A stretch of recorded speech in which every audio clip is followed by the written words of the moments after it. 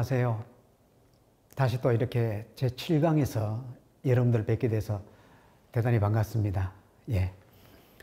이번 시간에는 북한을 조명해 보는 가장 중요한 시간으로서 북한의 주체 사상과 3대 세습에 관해서 잠시 살펴보도록 하겠습니다. 그러려면 1950년대의 국제 정세를 잠시 살펴보는 것이 순서일 것 같습니다. 제가 앞 시간에서도 말씀을 드렸습니다마는 김일성 주석을 북한의 최고 지도자 자리에 세운 사람이 바로 소련의 스탈린이었습니다.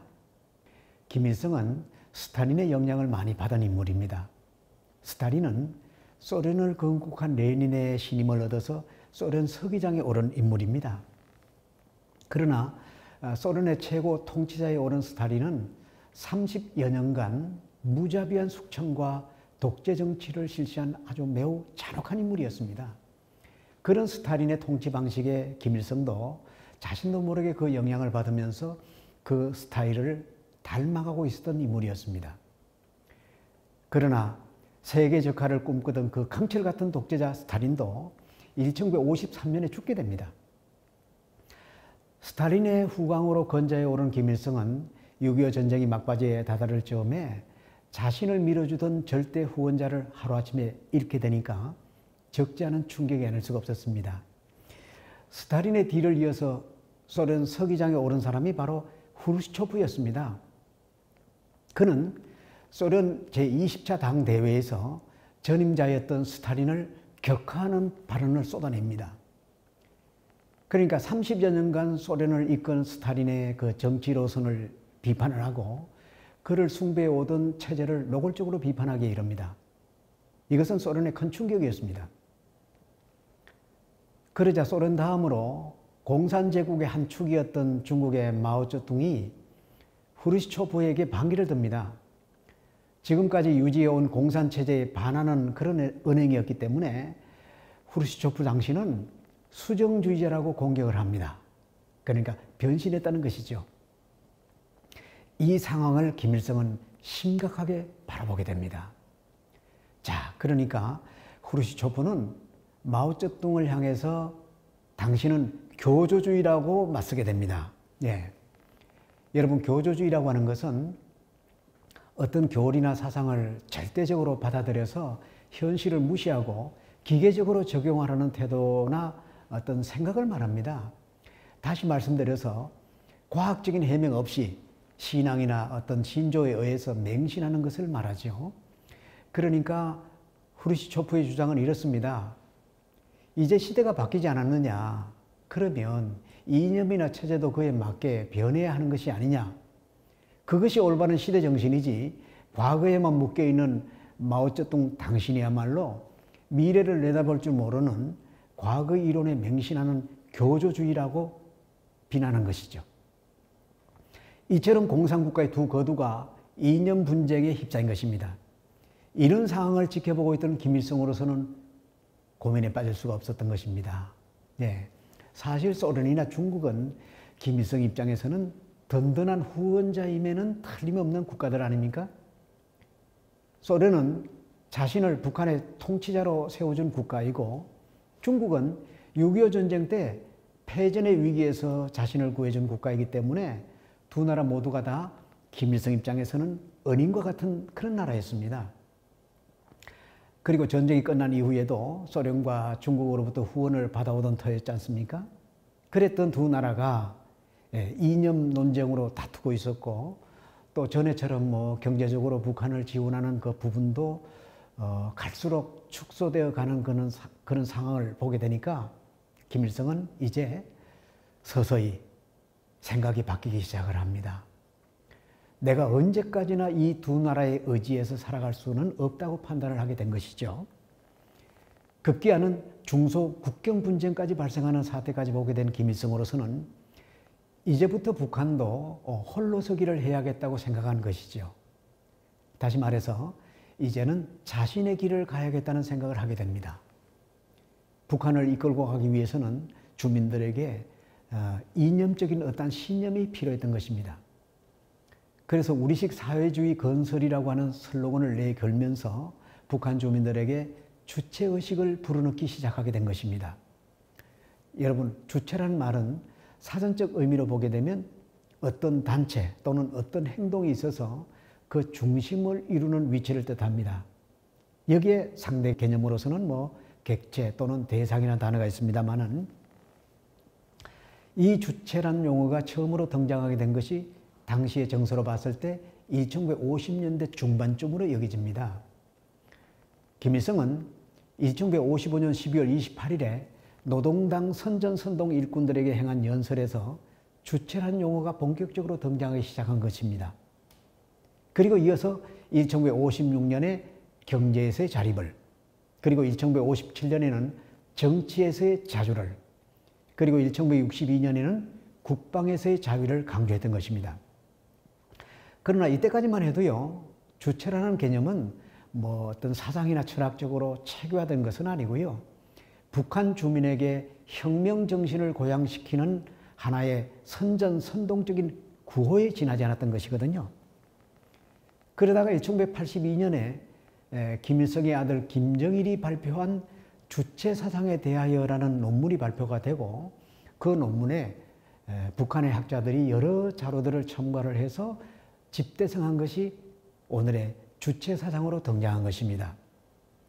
지금 여기 보시는 것처럼 전집 10권으로 되어 있는 이 방대한 사상 체계를 이 시간에 모두 설명할 필요는 없습니다. 이 시간에 가장 중요한 것은 주체 사상의 핵심만 알면 되는 것입니다. 자, 그러면 이 주체 사상의 그 핵심을 좀 간단히 정리해 보면 이렇습니다. 혁명과 건설의 주인은 인민대중이며 이를 추동하는 힘도 인민대중이다. 여러분, 이 문구로 보면 인민대중이 주체가 맞죠? 예.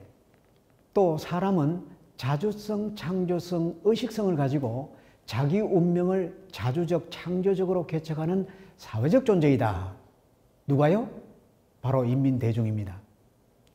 자, 이 두 문장으로 보게 되면 인민대중, 즉 사람이 주체가 맞습니다. 네, 그런데 인민대중이 역사의 주체로서의 역할을 하려면은 수령의 올바른 영도를 받아야 한다라고 해서 등장한 것이 혁명적 수령관입니다. 이것을 다르게 표현하면 수령의 영도를 받아야만 역사의 주체가 되어야 한다는 그런 뜻이죠. 그리고 네 번째 내용에서 확연히 주체의 개념 설정이 명확해집니다. 수령, 당, 대중이 수령을 내수로 하는 유기체적 통일체를 이루어야 한다는 것이 바로 사회 정치적 생명체론입니다. 자, 여러분, 이상에서 살펴본 대로 인민대중이 주체가 되려면 결국은 김일성으로부터 영도를 받아야 하고, 김일성을 중심으로 당과 인민이 수령의 영도 아래 일체를 이뤄서 유기적으로 움직일 때 온전한 주체의 의미가 부여된다는 것입니다. 이것이 바로 주체 사상의 핵심입니다. 그러니까 수령의 영도 없이는 당도 인민도 존재의 의미를 잃게 되는 그런 뜻이죠. 예.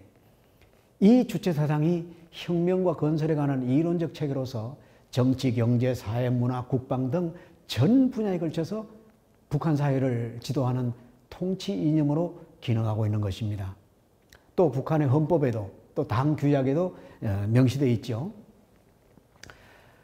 여러분, 북한의 국호는 조선민주주의 인민공화국으로 되어 있어서 주권이 마치 국민에게 있는 것처럼 되어 있습니다만은, 북한의 통치 이념인 주체 사상은 수령이 절대 주체이고 다음으로 노동당이며 그 다음이 인민대중, 즉 북한 주민을 가리키는 말입니다. 여러분, 그래서 제가 북한 지역의 구석구석을 돌아볼 때마다 느끼는 것입니다만은, 북한은 김일성의 사후에도 유은 통치라고 해서 지금도 김일성의 영도 아래에 있는 것이 북한이고요, 김일성 주석을 신격화하는 장면을 쉽게 찾아볼 수 있는 것입니다. 위대한 수령 김일성 동지는 영원히 우리와 함께 계신다라는 거지요. 김일성은 죽었어도 우리와 늘 함께 한다는 것입니다. 예, 이게 바로 북한입니다. 저는 북한을 연구하는 과정에서 많은 질문을 받게 됩니다. 왜 북한은 저렇게 비상식적이요 비민주적 체제인데도 불구하고 어떻게 무너지지 않고 유지되고 있는가 하는 것에 대해서 말입니다. 흔히 하는 말로는 강압적인 공포정치, 정보 차단, 엘리트 계층이 백두혈통을 지지하는 그런 등등의 말을 합니다마는, 저는 이런 정도로는 충분한 답변을 대신할 수 없다고 봅니다. 여러분, 북한이라고 해서 뭐 체제에 반하는 그런 저항 세력이 없을까요? 물론 있지요. 그러나 도전 세력에 대해서는 가혹한 탄압이 가해지는 것은 뭐 우리가 다 알고 있는 사실 아니겠습니까? 여러분, 김일성은 자신의 우상화와 왕조 체제인 북한을 자신이 죽은 후에도 계속해서 유지시키기 위해서는 자신의 권력이 혈통을 통해 세습되어야만 한다는 생각을 했습니다. 이를 철저하게 준비해 나왔습니다. 물론 뭐 여러 가지 방법이 있겠습니다만은 그 중에 하나가 체계적인 우상화 교육이었다고 저는 생각을 합니다. 제가 20년 전에 평양을 방문했을 때 평양에 있는 유치원을 방문한 적이 있었습니다. 지금 보시는 곳이 바로 창광 유치원입니다. 이곳에 임원의 안내를 받으면서 이제 유치원의 여러 시설을 돌아봤는데, 뭐 구경이니까 시설은 규모가 매우 크게 보였습니다. 그러나 여러분, 제가 뭐 이런 시설 정도가 제 눈에 들어온 것은 아닙니다. 제 눈에 인상 깊게 다가온 것이 바로 어린이들에게 교육하는 장면이었습니다. 이렇게 보시는 것처럼 두 개의 방이 있는데, 왼쪽 방은 김일성 주석의 어린 시절을 학습하는 방이고요. 오른쪽 방에는 김정일 국방위원장의 어린 시절을 학습하는 방입니다. 교사가 학생들을 지도한 다음에 이제 어느 한 어린이에게 지목을 해서 오늘 배운 내용을 좀 발표하라고 하니까 한 어린이가 일어서더니 김일성 주석의 위대함을 그렇게 카랑카랑한 목소리로 또렷하게 발표하는 장면을 보고 제가 놀라움을 금치 못했습니다. 어쩌면 저 어린아이의 입에서 김일성 부자의 위대함을 저렇게 똑똑하게 발표하는 모습을 보고서 왜 북한 체제가 쉽게 무너지지 않고 또 3대까지 세습이 이루어지는 그 이유를 알게 됐습니다. 여러분, 어린이들의 마음세계는 순수 그 자체이고요. 아무 색이 들어있지 않은 하얀색일 것입니다. 그런 하얀 백지 위에 어떤 그림들이 그려질까요? 자신을 낳아준 친부모보다도 더 위대하신 어버이 수령님, 더 위대하신 장군님이라는 그 그림이 그 어린아이들의 맑은 영혼 속에 각인되는 것이 아니겠습니까? 그리고 보시는 것처럼 소학교나 뭐 중고등학교 교과서에도 김부자 생애 교육이 체계적으로 전개가 됩니다. 여러분, 옛말에 이런 말이 있죠? 3살 버릇이 몇 살까지 간다고요? 80살까지 간다는 말이 있지 않습니까? 이렇게 어릴 때부터 철저하게 교육을 통해서 김일성 일가를 교육하는 이 시스템을 보고 북한에 대한 가장 기본이고 근본을 보는 듯 했습니다. 물론 뭐 북한 관련한 동영상이나 자료들은 남쪽에서도 다 볼 수 있습니다. 얼마든지. 그러나 막상 현장에 가가지고 그런 광경을 보니까 좀 감이 좀 다르더라고요. 여러분, 남북분단이 1945년도지 않습니까? 그러면 그때 태어난 어린아이가 올해로 76세입니다. 그들이 북한 지도층을 이루고 있습니다. 그만큼 교육은 백년지 대계로 어릴 때의 교육이 평생을 간다는 것에 대해서 아마 김일성 주석은 이 점을 창안한 게 아닌가 이렇게 생각을 해봅니다. 제가 유치원을 돌아보고 나오면서 북한의 어린이들과 함께한 사진입니다. 보세요. 기분 좋으면 방실방실 웃지요. 기분 나쁘면 삐지고. 아니, 남쪽의 아이들과 뭐가 다른 게 있습니까? 다만 다른 것이 있다면 김일성 일가에 대해서만큼은 자기 친부모보다도 더 위대한 분이라는 것이 각인되어 있다는 게 다른 점입니다. 이미 보도가 된 것이지만은 한 가지 웃지 못할 사건 하나를 제가 소개해 보겠습니다.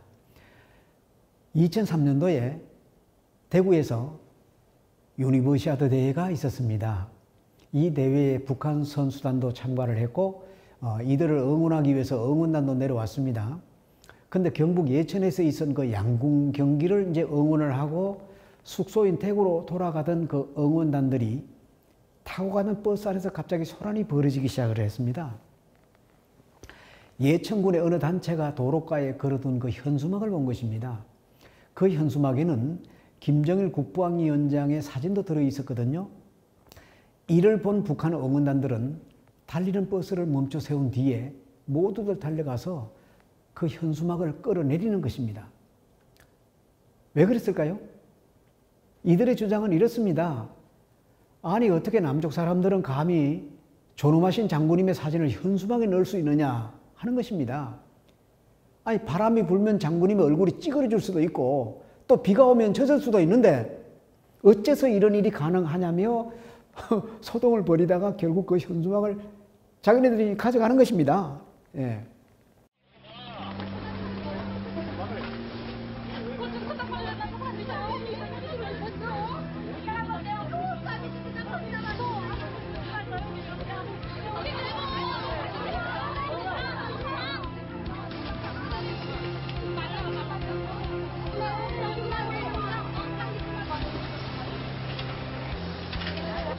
너무들 장군님이 장식을 당해서 죽어서 왔어요.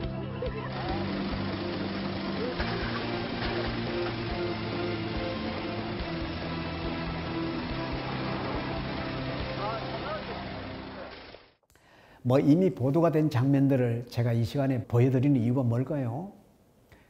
예천에서는 북한의 선수단이 온다고 하니까 환영하는 의미로 우리도 하나 되자라는 문구도 좀 넣고 또 2000년도에 김대중 대통령과 김정일 국방위원장이 악수하는 사진까지도 넣어서 북한 선수단을 환영하기 위한 것이었습니다. 그러면 오히려 고마운 일인데도 그들의 시각은 정반대였습니다. 이처럼 남북의 문화와 의식이 극명하게 차이가 난다는 것을 보면서 우리들의 마음을 더욱 씁쓸하게 만드는 하나의 해프닝이었습니다. 이 단적인 장면 하나를 통해 북한 사람들의 의식이나 가치관을 미루어 짐작할 수 있지 않겠습니까? 예. 이렇게 철저하게 교육되어진 이들이 더 성장하면 북한의 지도층을 이루게 됩니다. 여러분, 이게 북한입니다. 물론 북한 체제에 모두가 순응하는 것은 아닐 것입니다. 목숨을 걸고 탈출하는 탈북인들도 있고 또 북한 체제에 저항하다가 정치범 수용소로 끌려가는 사람들도 있겠지요. 그러나 이것은 2,500만 전체 인구에 비하면 극소수일 뿐입니다. 비록 경제적으로는 빈곤을 면치 못하는 북한이지만은 사상적으로는 철저하게 북한 주민을 무장시켜 대를 이어서 충성하도록 또 김일성 주석이 원하는 통일로 가자며 어쩌면 그들은 우리보다도 남북 통일에 더 간절해 있다고 봐야 할 것입니다. 이것이 북한 체제가 쉽게 무너지지 않는 이유 중에 하나일 것입니다. 예. 그래서 남과 북은 분단 이후 올해로 76년이 지나는 동안에 서로가 통일을 원하고는 있지만 통일 방식은 서로 다르다는 사실입니다.